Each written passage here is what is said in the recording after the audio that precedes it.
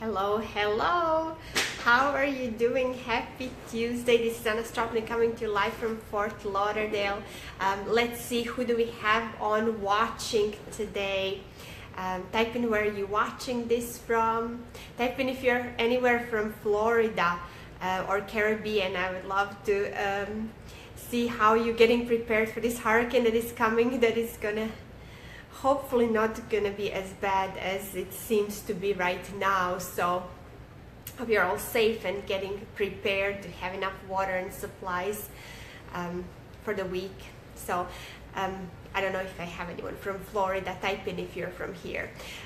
So today we're going to be talking about if you're struggling, are you struggling in keeping yourself accountable?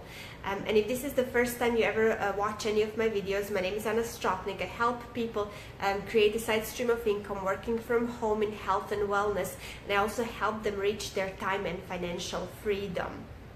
So if you are struggling with keeping yourself accountable when it comes to keeping your word, today I'm going to be sharing 3 tips on that will hopefully help you out. So stay tuned, and if there's anyone else that you know that might benefit from this, please feel free to share.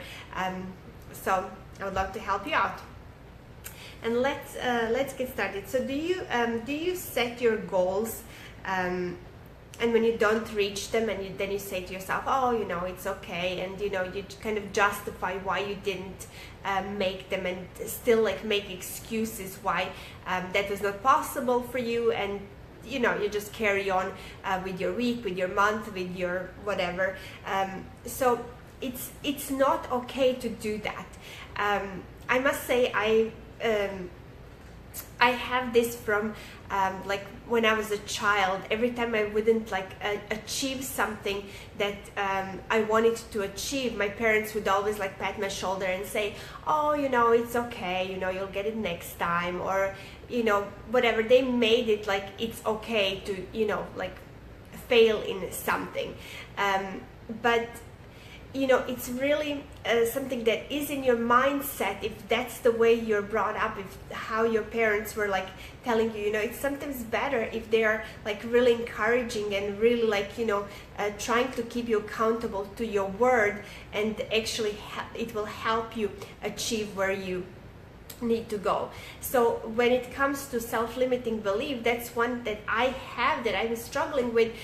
It's because for me it was always told, if you have a plan, if you do it, great. If you don't, it's okay. But it's not.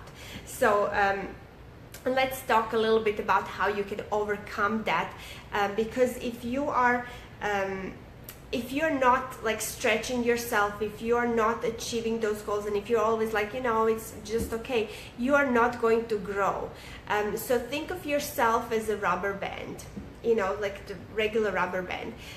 If you stretch it, it grows, right? If you're just keeping it the same, it's not growing. So that's how you are. So if you're not stretching yourself to your best ability, if you're not striving for more, you will just stay the same. So it's really, really important to constantly do things that are uncomfortable and get out of that comfort zone every single day. So be comfortable with doing uncomfortable things, and always ask yourself if you can do something better and if you could have done more. So those are 2 questions that I have on my board at my workplace, and I always ask myself every single day if I could have done more, and if I could have done it better.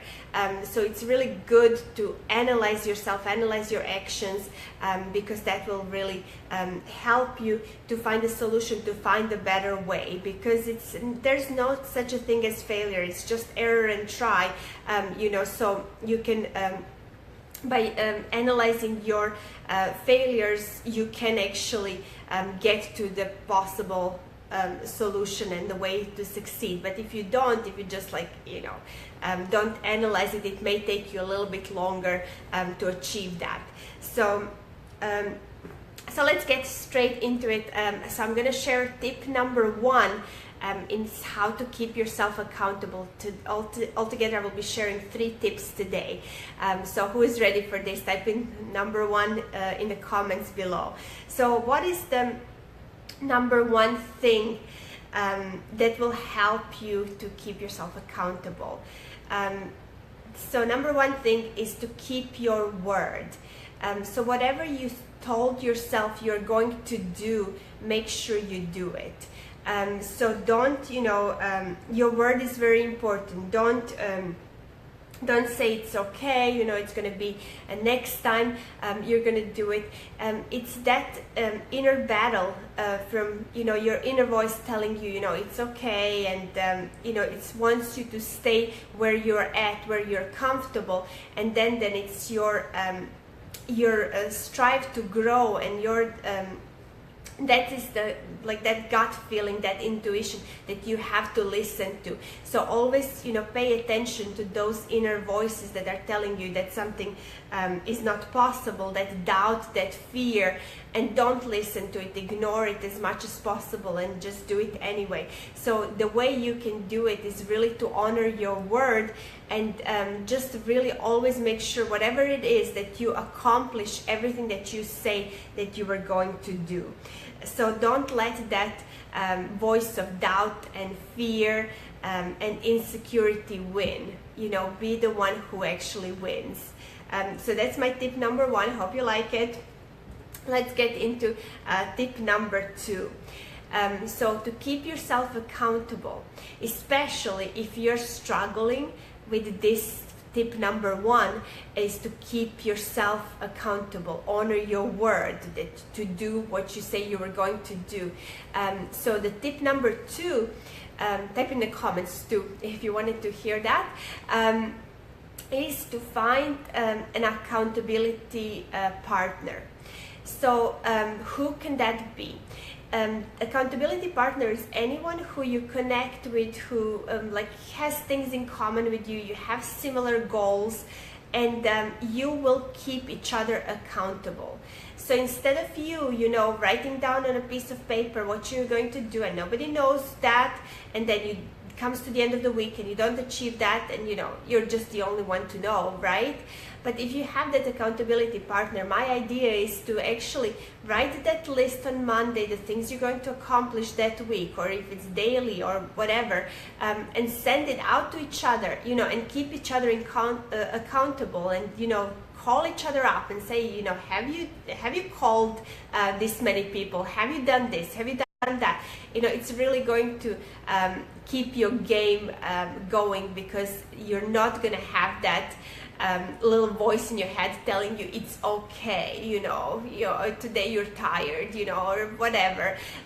So it's going to push you to accomplish more. So who can that accountability partner be? Really anyone. It could be somebody in your team. It could be somebody who is your upline, downline, crossline, somebody who's not even in your team, in your business, but if you have similar goals, it's a great way to do it. So make sure you find one, and have a talk. I think it's a great way to actually tell them, this is what I'm going to do, so they know. So you announce it to the world, and this way you will stay accountable to your word. So that's my number 2 tip. Hope you like it. Are you ready for number 3? So type in number 3 in the comments below if you like these tips so far, and I will be sharing my tip number 3. So all right, so if you're still struggling in keeping yourself accountable, this tip number 3 is really going to help, and this is how it's going to help, because lots of times we get lost in the things, in the activities that we are doing, but we are not necessarily doing the right amount of the right activity. So what do I mean by that? Is we may say, okay, today I'm going to work on self-development, but then you're going to be listening to the book or reading a book for 8 hours, and you haven't done any income producing activity that day. So This is my tip number 3 that works really well, and you should be doing this until it becomes like automatic to you, and until it becomes an autopilot that you are just doing these things every single day. And that is to actually have a tracker, of your activities. So the best is to have a daily tracker that is like on a page, so you can track your daily activities. It's like usually for a week or for a month, however you want to make it. And on there, it could be something that you're sharing with, like maybe you have one, or you can create your own. I like to create my own just because like we are all unique and we all have like different activity goals. So what is important to have in that activity tracker? Usually you have like two parts to it. So the first part, the top part, is the actual activities that you're doing that are income producing activities. So that is like inviting people to come to watch a presentation. It's how many people like saw your company video. It could be that you're doing lives every single day. It could be that you're posting this many times on Facebook or in a special group that you have. That you do team trainings. So those are some of the things that I have on mine. So that is your top list. So these are all like income producing activities. Now, on the bottom part, it is your self-development. So like it's either like listening to a training course, listening to a book, reading a book. Then also what can be like really sometimes you get lost in this, and we're all guilty of that. So okay, I'm building my business through social media, and but it's so easy to get caught in the posts and not actually doing what you're supposed to be doing. It's really a great habit to just assign the time when you go on your Facebook, that you know where you're going, what you're doing, and why you're doing this, why you're doing a certain post, why you whatever it is. Like we can often get lost in our timeline and just like scroll and look at the cute videos and this and that, and like the whole day goes by.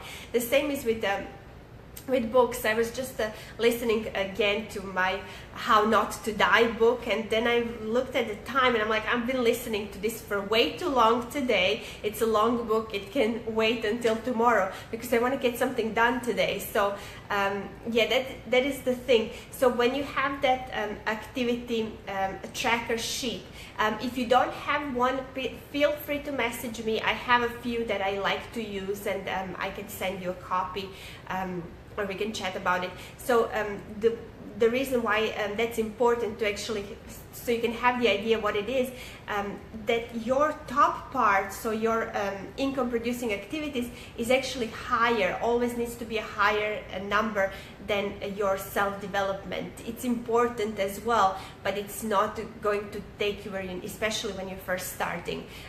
You need to build that first part, and it always needs to be higher. So that's why it's great to actually do the accountability tracking, so that way you know which area and which particular area you need to be working on more. So hope this was helpful. I do definitely have more tips for you to keep accountable. I would love to share them.